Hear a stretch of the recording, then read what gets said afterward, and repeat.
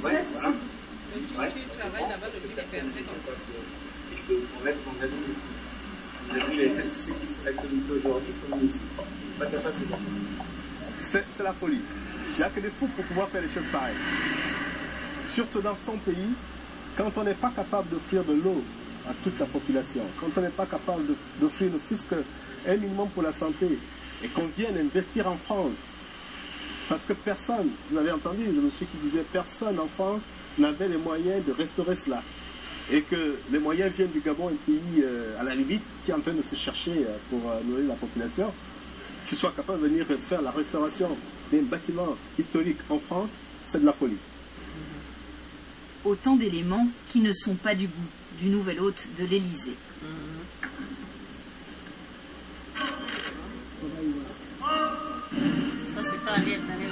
Le président du Gabon, Ali Bongo, est de passage à Paris.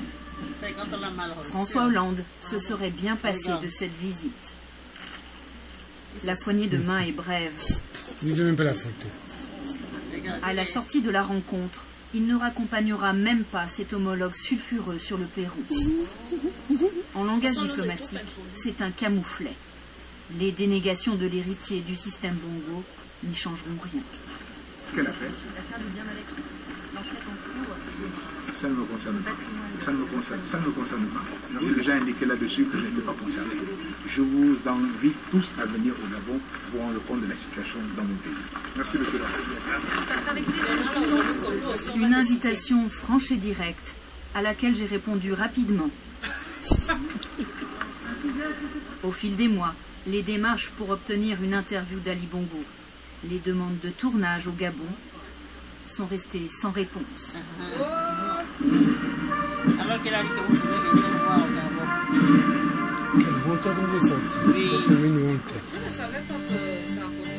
J'ai donc dû m'écarter des voies officielles. On a parlé de ça dans les prendre quelques routes détournées, quelques taxis. Un voyage clandestin pour découvrir ce que les biens mal acquis signifient dans le quotidien du Gabonais. Sans visa de journaliste, il me fallait rester discrète afin de passer la frontière et arriver à Oyem, la 4e ville du Gabon. Oyem est à l'image du pays. Ses infrastructures sont dignes d'un État pauvre. À Oyem, éviter les trous dans la chaussée est devenu le sport national. La plupart des routes n'ont pas été refaites depuis 1978. Et quand on s'écarte un peu du centre-ville, mieux vaut être doté d'un bon 4x4. Ça a été payé par l'État gabonais en 2005. Mais oui, non, il y a des trous parce que justement, c'est pas bitumé. Vous voyez comment, regardez un peu devant, vous regardez l'état de la route, vous allez voir. Je voulais justement que vous passiez par là pour comprendre l'état, l'ampleur des dégâts du système Bongo. Jean-Christophe Owono fut l'un des hommes de ce système. Il a été député du parti présidentiel, mais il ne supportait plus son clientélisme. Ce chef d'entreprise a donc rejoint l'opposition. Ça devrait être goudronné ici, c'est ça?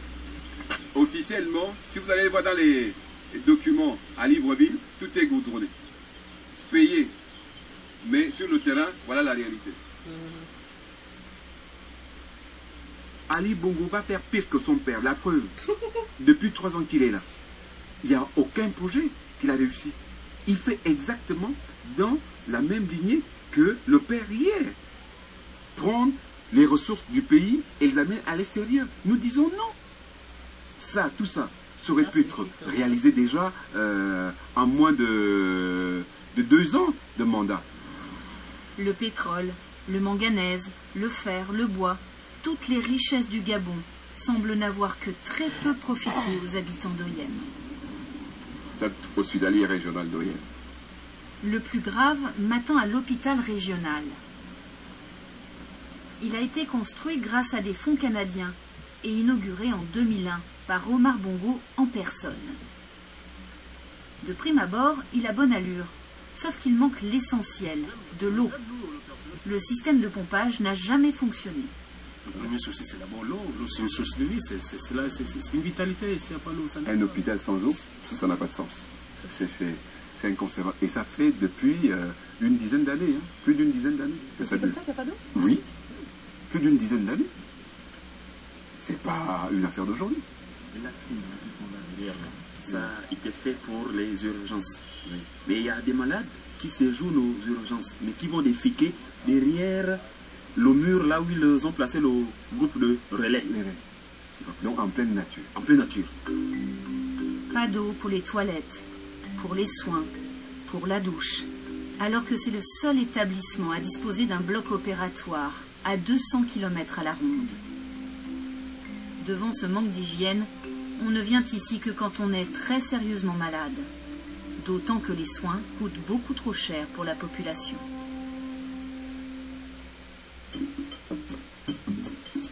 En quittant Oyem, j'ai le sentiment que les Gabonais sont les grands oubliés de l'affaire des biens mal acquis. Je retrouve le militant anticorruption rencontré à Paris.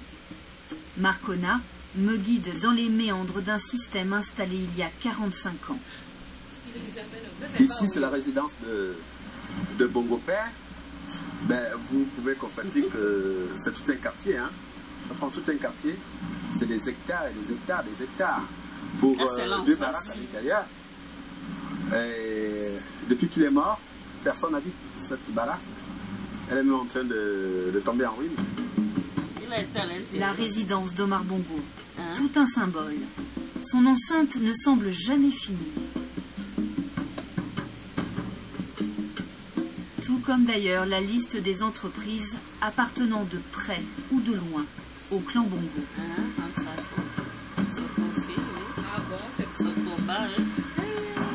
Tout ce qui est BTP, et tout ce qui est transport aérien, transport maritime, assurance, banque, Internet aussi. La liste est longue, appartient à la famille Bongo. C'est des pros, c'est des amis, c'est la famille, c'est tout le monde, c'est eux-mêmes. Par exemple, la compagnie Afrijet appartient au cercle familial de Bongo, Pascali, Nali et tous les autres. Marcona dénonce un système de corruption généralisé. L'argent disparaît comme par magie. Donc ce terrain vague là, ce terrain vague devait accueillir l'hôtel de l'Assemblée nationale, l'hôtel des députés.